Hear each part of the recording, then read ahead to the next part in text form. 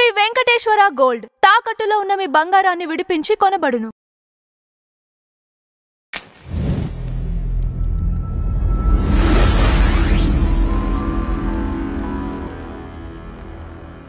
అసలు ఆధార్ కార్డులు బయటపడుతున్నాయి. అవునండి. ఓటర్ ఐడీలు, అవును. ఆ తర్వాత కొంతమందికి జాబ్ వచ్చినాయి. ఇది గవర్నమెంట్ జాబ్స్లో ఉన్నారు. ఇది అసలు ఎంత దారుణం ఇవన్నీ కూడా. ఈ న్యూస్ అన్ని ఏంటంటే అంటే ఎక్కడ లోపం జరుగుతుంది? లోపం ఒకటేనండి. గత 70 ఏళ్ళుగా చూసుకుంటే పక్క దేశం కావచ్చు, లేకపోతే ఈ పాషండ మతాల తాలూకా ఏజెంట్లు కావచ్చు, భారతదేశాన్ని అనేకంటే కూడా భారతదేశంలో ఉండే మనుషుల యొక్క మనస్తత్వాల్ని బానిసత్వంలోకి తెచ్చేసుకున్నారు చాలామందిని. ఈ రోజున ఇంత ఆధార్ కార్డులు పక్క దేశం నుంచి కాందసికులుగా వచ్చినవాడు ఆధార్ కార్డులు, ఓటర్ కార్డులు, రేషన్ కార్డులు అన్నీ సంపాదిస్తున్నారంటే ఎవడాన్ని పోషిస్తున్నారు? ఈ దేశంలో ఇక్కడ మన ఎమ్మెల్యేగా ఉంటాడు కదా అరికపూడి గాంధీ అనే వ్యక్తి, అదిగో పాకిస్తాన్ నుంచి మీరు ఎంతమందిని తెచ్చుకోండి, మీకు రేషన్ కార్డులు, ఆధార్ కార్డులు ఇప్పించే బాధ్యత నాది అని చెప్పి స్టేట్మెంట్ ఇస్తాడు. ఆ వ్యక్తి ఇప్పుడు ప్రజాప్రతినిధిగా ఉన్నాడు. వెస్ట్ బెంగాల్లో చూసుకుంటే తను మమతా బెనర్జీ ఎంత అరాచకంగా చేస్తుంది. వాళ్ళని వలస తెప్పించుకోవటమే కాకుండా వాళ్ళకి విస్తృతమైన అధికారాలు ఇవ్వటం, వసతులు, వనరులు అన్నీ ఇచ్చేసి చివరికి హిందువుల మీద దాడులు చేపిస్తూ ఉంది. వీళ్ళందరికీ మద్దతుగా ఎవరు మాట్లాడతారు? ఏమంటే నిన్న మొన్న ఒక గోరక్షకుడిని కర్ణాటకలో చంపేశారుగా. ఏ కమ్యూనిస్ట్ ఛానల్ అన్న నోరు తెరిచిందా? ఈ దేశంలో హిందువులకు రక్షణ లేదని ఎవరన్నా మాట్లాడారా? కానీ రోడ్డు మీద ఒక పాస్టరు తాగి చచ్చిపోయాడు, తెగ తాగి చచ్చిపోయాడు. ఆడు అంటే ఏదో ఒక పెగ్గేసుకుని 2 పెగ్గులు వేసుకుని ప్రమాదవశాత్తు చచ్చిపోవటం కాదు, పీత తాగినట్టు, ఇంకా చెప్పాలంటే పంది తాగినట్టు తాగాడు. 10 బాటిల్స్ తాగి కుక్క సాగు చచ్చాడు. చచ్చిపోతే వాడిది మర్డర్ అని చెప్పేసి, ఆ మర్డర్ మేమే చేసామని చెప్పేసి నన్ను కానీ, కరుణాకర్ని కానీ, హమారా ప్రసాద్ కానీ ఎంత హ్యూమిలేట్ చేశారు, మానసికంగా ఎంత క్షోభ పెట్టారు. వాళ్ళ కోసం మాట్లాడటానికి, వాళ్ళ కోసం మొరగటానికి వీళ్ళకి నోరులు వస్తాయి. అలాగే ఈ జిహాదీగాళ్ళు ఎవడైతే నన్ను చంపారో వాళ్ళ మీద యుద్ధం చేస్తామనగానే భారతదేశంలో ఉంటున్న కుహనా మీద వాళ్ళు చాలామంది ప్రభుత్వానికి వ్యతిరేకంగా ఎన్ని స్టేట్మెంట్లు ఇస్తున్నారు. నిన్న కూడా ఒక మీడియా ఛానల్కి సంబంధించిన ఒక లేడీ, ఒక గంజాయి మొక్క ఒకటి ఉంది, ఆమంటది భారతదేశం పాకిస్తాన్ మీద ఇప్పటికి దాదాపు 4 సార్లు యుద్ధం జరిగింది, ఒక్కసారి కూడా పాకిస్తాన్ మన మీద గెలవలేదు, అలాంటి దేశంతో యుద్ధం ఏంటి అంటది. ఓకే, పాకిస్తాన్ మన మీద 4 సార్లలో ఒక్కసారి కూడా గెలవల, కానీ 4 సార్లు ఓడిపోయాం కదా అని సిగ్గు లేకుండా అలా కూర్చుందా? ప్రతిసారి మన గెలుతూనే ఉందిగా, ఎన్నిసార్లు గెలుచుకుందాం? ఒక్కసారి దాని కథేదో ముగిచ్చేస్తే దరిద్రం వదిలిపోతుందిగా. ఈరోజు నా చాలామంది సన్నాయి నొక్కులు నొక్కుతున్నారు, యుద్ధం అంటూ వస్తే భారతదేశానికి కూడా నష్టం ఉంటుందండి అని చెప్పేసి. లాభ నష్టాలు చూసుకుని చేసేది వ్యాపారం అండి, పరిపాలన కాదు.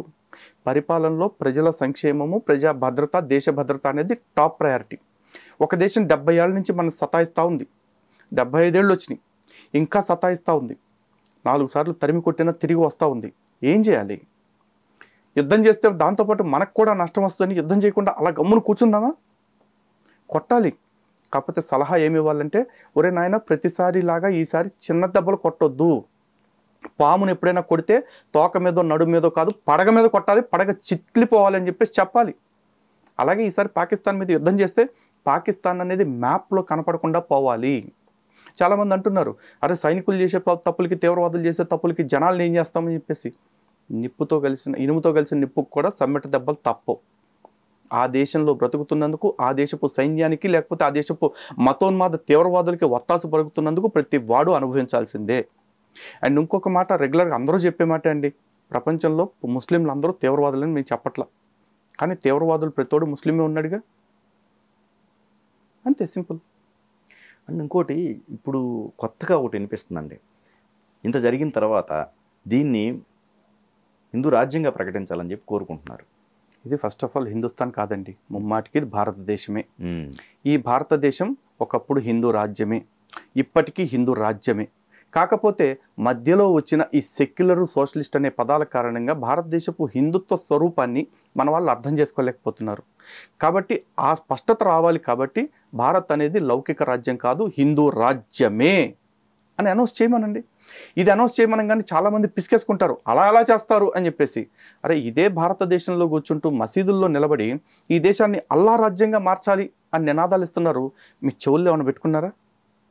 ఇదే దేశంలో టీవీ డిబేట్స్లో పాస్టర్లు పబ్లిక్గా, ఇంకా చెప్పాలంటే వీధుల్లోకి వచ్చేసి ఇది బైబిల్ రాజ్యంగా మార్చాలి భారతదేశాన్ని క్రీస్తు రాజ్యంగా మార్చాలి అని చెప్పి అడుగుతున్నారు. మీకు ఆ చెవుల్లోకి వినపట్లేదా? అరే ఎప్పటి నుంచో భారతదేశంలో ఉంటే సనాతన రాజ్యంగా ఉంటే ఇక్కడికి ముస్లింలు వచ్చారు, సిక్కులు వచ్చారు, ఈ గ్రీకులు వచ్చారు, హూనులు వచ్చారు, యవనులు వచ్చారు, క్రైస్తవులు వచ్చారు, అందరూ సంతోషంగా బ్రతికారుగా. పార్సీలు వచ్చారు, అందరూ సంతోషంగా బ్రతికారుగా. ఎందుకు బ్రతికారు? భారతదేశం హిందూ రాజ్యంగా ఉంది కాబట్టి. ఉన్నివ్వండి. అదే భారతదేశం క్రైస్తవ రాజ్యంగాను ముస్లిం రాజ్యంగాను మారితే ఈ ముస్లిం రాజ్యంలో క్రైస్తవులు సంతోషంగా బతకగలరా? క్రైస్తవ రాజ్యంలో ముస్లింలు సంతోషంగా బతకగలరా? ఎందుకంటే దీనికి భారతదేశం ఉదాహరణ కాదు. ప్రపంచంలో ఇప్పటికే మత మార్పిడికి గురై 150 క్రైస్తవ దేశాలు ఏర్పడ్డాయి, 60 ఇస్లామిక్ దేశాలు ఏర్పడ్డాయి. ఏ దేశంలో అయినా చూడండి, ఏ మతాలన్నా ప్రశాంతంగా ఉన్నాయా?